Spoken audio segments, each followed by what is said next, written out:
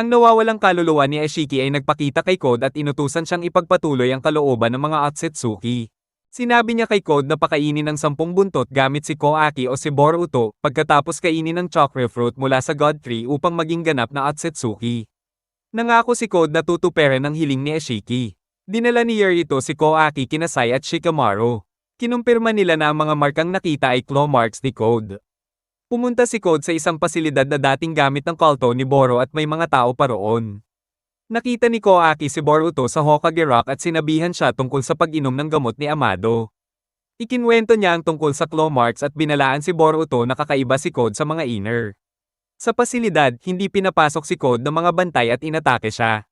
Ginamit ni Code ang claw marks para umiwas at patayin sila. Ipinaliwanag ni Koaki ang kakayahan ni Code at sinabi kay Boruto na may karma si Code kahit hindi siya pwedeng maging sisidlan. Dumating ang iba pang mga bantay upang umatake. Kabilang ang isang gumamit ng maraming pampalakas na gamot ngunit hindi pa rin nila siya natalo. Dagdag pa ni Koaki, mas malakas lumaban si Code kaysa kay Jigen. Nilagyan lamang siya ng limiters upang hindi niya malampasan si Jigen bilang respeto kay Ashiki. Gumawa si Amado ng ilang cyborg na mas malakas pa kay Jigen, ngunit ipinawasak ang mga iyon.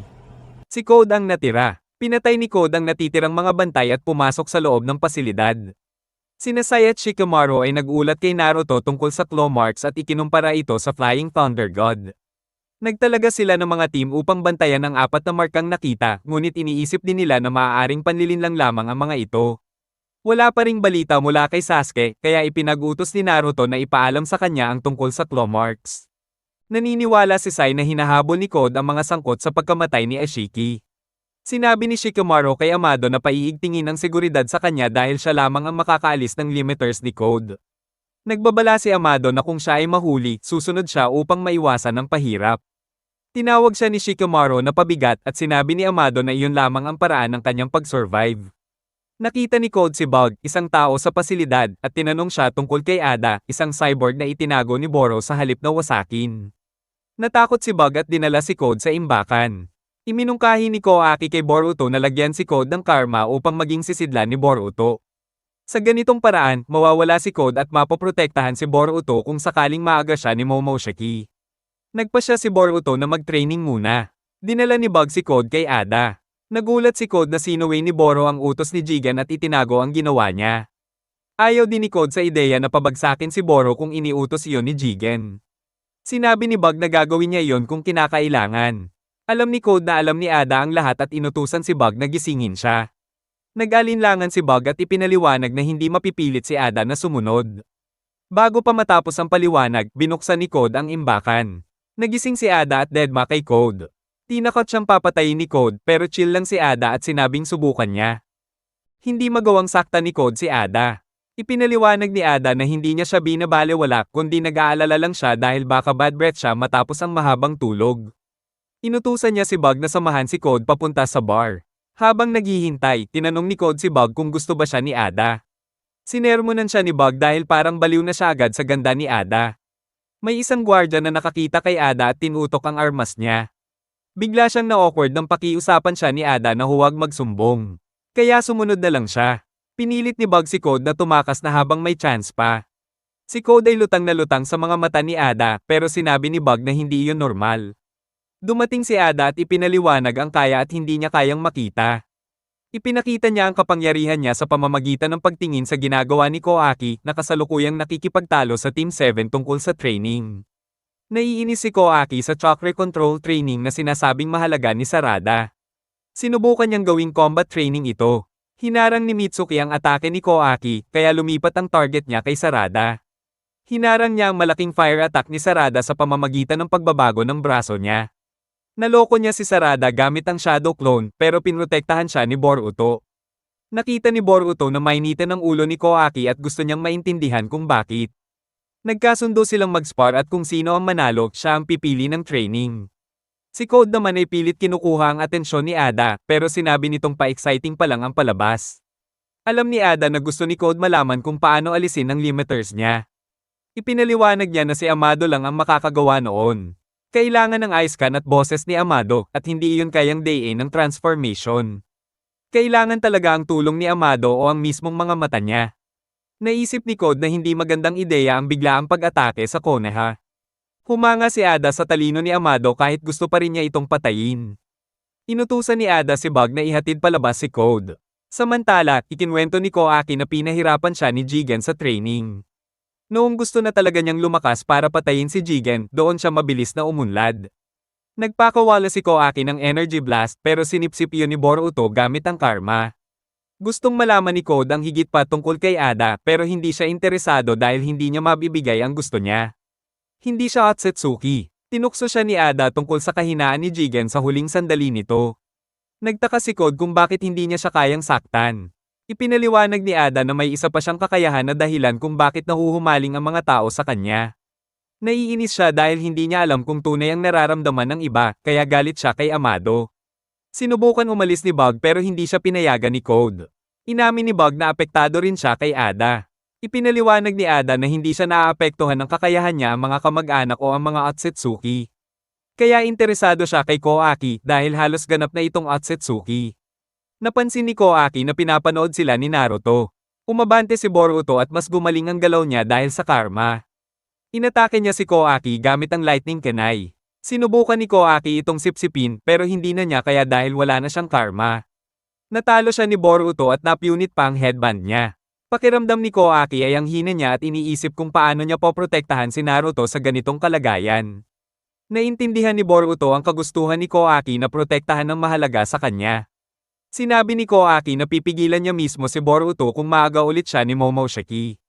Gusto ni Naruto na pareho silang lumakas. Tinulungan ni Boruto si Koaki tumayo at nagulat silang lahat sa sirang headband. Sinabi ni Ada na kinilig siya nung matalo ni Koaki si Ashiki. Binanggit ni Code na pwede ring bagay si Boruto kay Ada. Inamin niyang cute si Boruto pero kailangan pa rin siyang ialay para sa God Tree. Isa lang ang kailangan ni Ada. Naiirita si Bug sa kanilang dalawa. Nag-toast sina Ada at Code bilang tanda ng pagtutulungan. Sinubukan ni Boruto ayusin ang headband ni Koaki pero wala ng pag-asa. Naisip ni Koaki na hindi na siya pwedeng mamili kung paano siya lalakas. Nagising si Koaki mula sa masamang panaginip. Bata pa siya roon at hinahabol siya ni Code, galit at inggit dahil siya ang napiling sisidlan ni Jigen. Tapos na ang check-up ni Sumire at Amado. Nagreklamo si Koaki na hinahabol pa rin siya ni Code kahit hindi na siya sisidlan. Ipinaliwanag ni Amado na wala na ang kaluluwa ni Ashiki pero nandoon pa rin ang mga pagbabagong Otsutsuki sa katawan ni Koaki. Nag-init ang ulo ni Koaki kay Amado pero sinabi ni Amado na kailangan niya ng mas malakas na power para maprotektahan si Naruto laban kay Code. Sa tingin ni Amado, matatalo si Naruto kay Code ngayon na wala na si Kurama. Iminungkahi niya na kumuha si Koaki ng bagong karma na weapon mode lang. Ayaw ni Koaki sa karma, pero alam ni Amado na kaya niyang kumapit sa kahit anong lakas para sa goal niya. Pinaalala ni Amado na pareho silang outsiders na itatapon kapag hindi na useful. Naawa si Ada sa sitwasyon ni Koaki. Tumanggi si Code na patawarin si Naruto bukod pa kay Koaki. Inuutusan ni Ada si Bug at pinaalala ni Bug na marami pang armadong gwardya sa lugar. Sinabi niyang wala silang matatapos kung mananatili sila roon at lihim niyang gusto na umalis sila. Hindi nagmamadali si Ada dahil hinahanap ng 5 nayon si Code. Kampante siyang makakakita siya ng chance gamit ang Senrigan. Gustong-gusto ni Code alisin ang limiters niya at iniisip na kaya nilang talunin sina Naruto at Sasuke. Sinabi ni Ada na mahina siya sa laban. Siya ang mata at tenga, si Code ang knight. Tinanong ni Code kung ano gagawin niya kung atakihin siya ni Koaki dahil immune sina Koaki at Boruto sa charm niya. Inimbitahan ni Ada si Code na makilala ang isa pa niyang knight. Nakita ng Team 10 si Koaki na naglalakad na seryoso ang mukha, iniisip ang sinabi ni Amado. Inilayo siya ni Shikadai para hindi mapansin at sinabing may lugar siya sa Konoha. Si Himawari ay nagte-training para sa test. Tinanong siya ni Boruto tungkol kay Koaki pero hindi pa rin niya nakita. Hinamon niya si Boruto ng spark pero tumanggi ito dahil baka magloko ang karma. Tinanong ni Sumire si Amado tungkol sa alok niya kay Koaki. Ipinaliwanag ni Amado ang sitwasyon gamit ang halimbawa ng may-ari ng bahay, at pintuan. Naramdaman ni Sumire na may ibang pakay si Amado sa pagbabalik ng karma ni Koaki. Inamin ni Amado na personal iyon at ayaw niyang ibahagi. Sinabi niyang wala siyang balak saktan ng Konoha. Napansin ni Sumire ang isang lalagyan sa tabi niya. Tinanong ni Code si Ada tungkol sa isa pang knight. Sinabi ni Ada na siya lang ang taong kayang pumatay sa kanya bukod sa Otsutsuki. Tumutol si Bug sa paggising sa taong iyon pero sinunod pa rin. Biglang tumalon si Demon kay Code. Binalaan ni Ada si Code na huwag saktan ng nakababatang kapatid niya. Tinukso ni Demon si Code. Dumating ang mga gwardya. Binalaan sila ni Bug na lalapit sila at mamamatay. Bumalik sa kanila ang atake at sinugod sila ni Demon. Ipinaliwanag ni Ada na kayang ibalik ni Demon ang intent na pumatay bilang totoong epekto. Pinuksa ni Demon ang natitirang gwardya. Sinubukan ni Code markahan si Demon pero bumalik ang epekto kahit wala siyang balak. Ipinakita ni Code ang kakayahan niya. Tinanong niya si Demon tungkol sa power niya pero pinigilan ni Ada na magsalita ng sobra. Naisip ni Code na baka may tinatagong power pa si Ada. Tinanong ni Hinata si Boruto tungkol kay Koaki pero wala pa rin. Naglaro ng shogi sina Shikamaru at Shikadai habang pinag-uusapan si Koaki. Natagpuan ni Naruto si Koaki sa Hokage Rock. Pakiramdam ni Koaki ay outsider kaya dinala siya ni Naruto pauwi para sa welcome dinner. Ibinigay ni Boruto kay Koaki ang headband niya dahil nasira ang kay Koaki. Sinabi ni Koaki na mawawalan si Boruto pero sinabi ni Boruto na may kay Sasuke siya. Pagkatapos kumain, sinabi ni Himawari kay Koaki na parang may iniisip si Boruto at sobra na itong nagte-training. Pakiramdam niya hindi pa siya makatulong kaya hiniling niya kay Koaki na pigilan si Boruto kapag sumobra. Pumayag si Koaki. Kahit sinigurado ni Naruto na may lugar siya at may gagawin sila tungkol kay Code, nag-aalala pa rin si Koaki. Sa tingin niya hindi niya kailangan ng karma. Naisip niya na may magagawa pa rin siya para protektahan ng Konoha at si Naruto. Naiinis si Boruto dahil lagi silang binabantayan habang tumatambay sila ni Koaki kasama sina Shikadai at Inojin. Napansin ni Koaki ang sabi ni Inojin na kayang hanapin ng Sense Ori team ang kahit sinong kalaban, maliban na lang kung kayang burahin ang chakra nila, parang naka-stealth mode. Dumating si Amado at kinausap si Shikamaru, sinasabing malakas man si Code, hindi naman ito ganon katalino, medyo sabaw. Hindi pa rin kumbinsido si Shikamaru at pakiramdam niya may malaking plano na unti-unting gumagalaw. Sagot ni Amado na marami sa mga nangyari ay hindi niya rin inasahan, tulad ng paglipat niya sa Konoha, at lalo na ang sobrang kapit ni Koaki kay Naruto. Naisip ni Shikamaru kung baka hamina na ang paniniwala ni Code kay Ashiki kaya hindi sila ina-attack pero mukhang malabo rin. Gabi na, at si Koaki ay nagtatapon ng basura habang binabantayan ni Nishi. Dumaan siya sa may damuhan pauwi. Pagbalik ni Boruto, may naramdaman siyang kakaiba, parang may tao sa labas. Ang totoong Koaki pala ay nagtatago sa damuhan.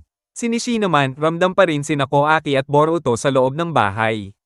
Ibinigay ni Ada ang balita kay Code na binura ni Koaki ang chakra niya, isang normal na skill ng mga Otsutsuki, at nagduda siyang may binabalak ito. Sinubukan ni Boruto kausapin ng Koaki sa banyo, ramdam niyang may tinatago ito.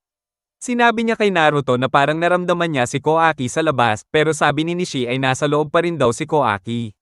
Naisip ni Boruto na baka shadow clone lang iyon na panlin lang, pero sabi ni Naruto kahit clone ay mararamdaman pa rin. Pinabuksan ni Naruto ang pinto, at doon lumabas ang shadow clone. Ang totoong Koaki ay nakaalis na palabas ng nayon, at agad itong sinabi ni Ada kay Code. Gumamit si Code ng claw mark at mabilis na lumapit kay Koaki habang ginagabayan siya ni Ada. Naabutan niya si Koaki, nilagyan ng marka, at ginamit ang claw mark para dikitan siya agad. Kinontak ni Ino sina Naruto at Shikamaru, at pinag-usapan nila kung bakit umalis si Koaki kahit maayos na ang buhay niya sa Konoha. Sinabi ni Naruto na binura ni Koaki ang chakra niya, at sinabi ni Boruto na hindi na niya maramdaman si Koaki dahil sobrang layo na. Gusto ni Naruto na sila na ang bahala, pero sumibat si Boruto habang busy ang lahat. Nagtaka si Amado kung paano nila nawala si Koaki. Sabi ni Shikamaru, kusa itong tumakas at baka may sariling dahilan. Tumakbo si Boruto sa direksyon kung saan niya huling naramdaman si Koaki. Umaasang susundan siya ng mga sensor habang hinahabol niya si Koaki. Naglaban sina Koaki at Code.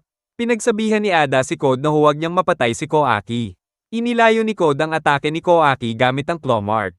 Tinanong niya kung bakit umalis si Koaki sa nayon. Gusto ni Koaki na siya lang ang patayin ni Code bilang ganti kay Ashiki at huwag idamay ang Konoha. Tumanggi si Code at binugbog pa rin siya kahit ayaw ni Ada. Inamin ni Code na minana niya ang gusto ni Ashiki na magpatubo ng God Tree at kainin ang bunga ng chakra.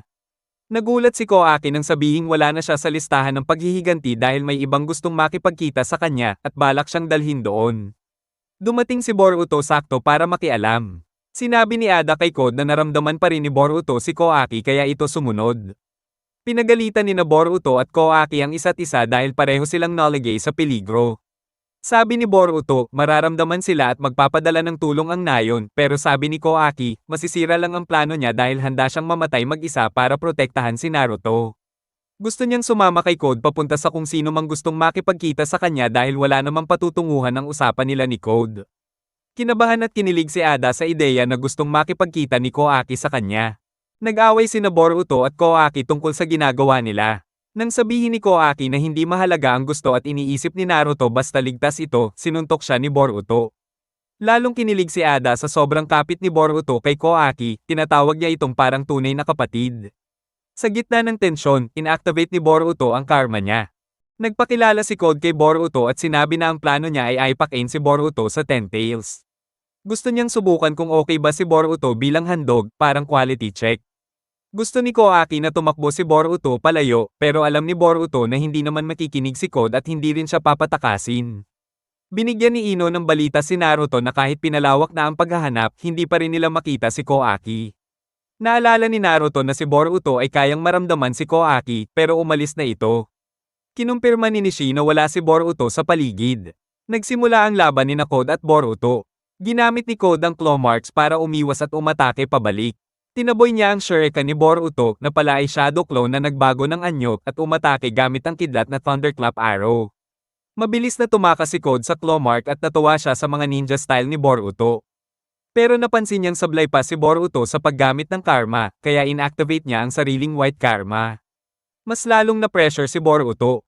Ipinaliwanag ni Code na ang karma ay hindi lang pampalakas, nagbibigay din ito ng karanasan sa laban ng mga Otsutsuki kapag marunong kang humugat ng power. Umiwas si Boruto sa isang tapak at mas hinigop pa ang lakas ng karma na ikinatuwa ni Code. Nag-aalala si Koaki na baka lumabas si Momoshiki. Nanood si Ada habang iniisip ni Code kung paano nagagawa ni Momoshiki na lumitaw ng ganito kahit hindi pa buo ang katawan niya. Kontrolado pa rin ni Boruto ang sarili niya at sumugod gamit ang maraming shadow clone. Napansin ni Code na mas malakas na si Boruto.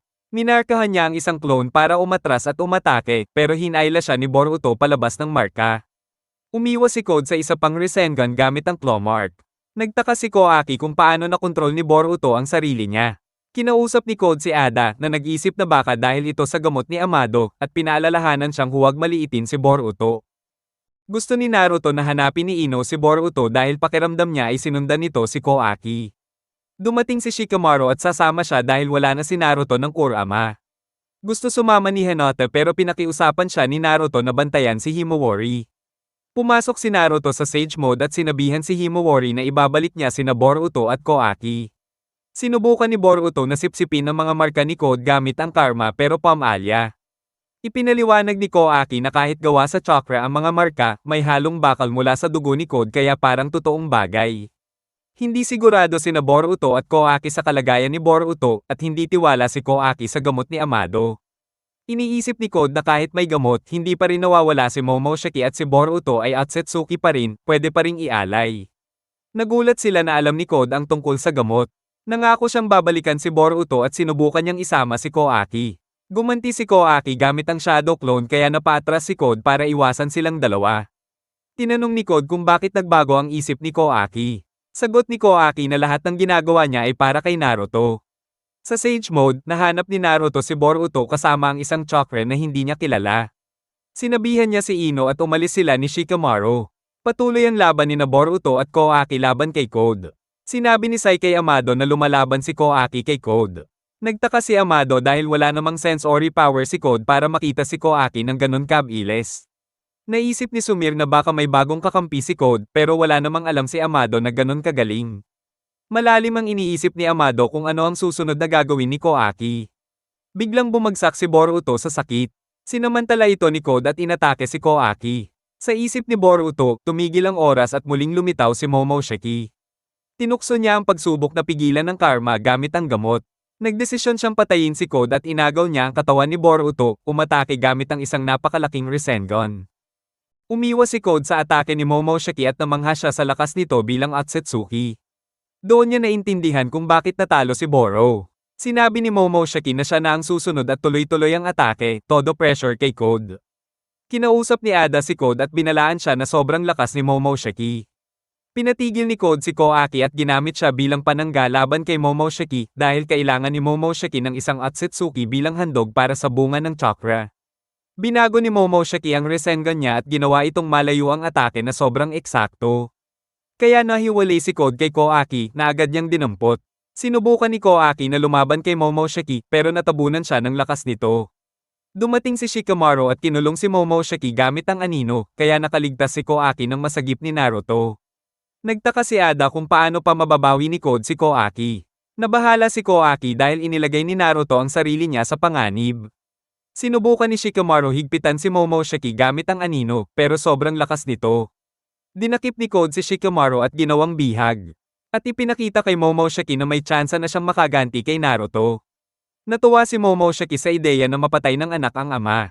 Hindi napigilan ni Koaki si Momoshiki na naglabas ng sobrang laking Rasengan papunta sa kanila. Naalala ni Koaki ang hiling niya na magkaroon ng lakas para protektahan si Naruto at sinipsip niya ang atake. Biglang lumitaw ang bagong karma sa kanya, ikinagulat ng lahat.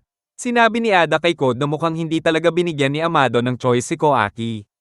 At malamang ibinalik din ng karma kasabay ng braso niya. Nagtaka si Shikamaru kung may kausap si Code. Naisip ni Momoshiki kung ano ang pinaplano ni Amado at pinagalitan si Koaki dahil lagi siyang ginagamit ng iba. Ipinakita ni Koaki ang mata ni Ishiki at ginamit ang mga kakayahan nito laban kay Momoshiki, ikinagulat ng lahat. Sinigurado ni Koaki kay Naruto na siya pa rin siya at hiniling na huwag siyang pigilan habang ginagawa niya ang lahat para kay Naruto. Mas pantay na ang laban ni Koaki at Momoshiki. Gumamit si Koaki ng hand signs para sa fire release gamit ang kamay ni Momoshiki. Naglaban sila sa ibabaw ng isang malaking cube. Lumipad si Momoshiki para umiwas sa mga sandata ni Koaki at bumalik na may Rasengan.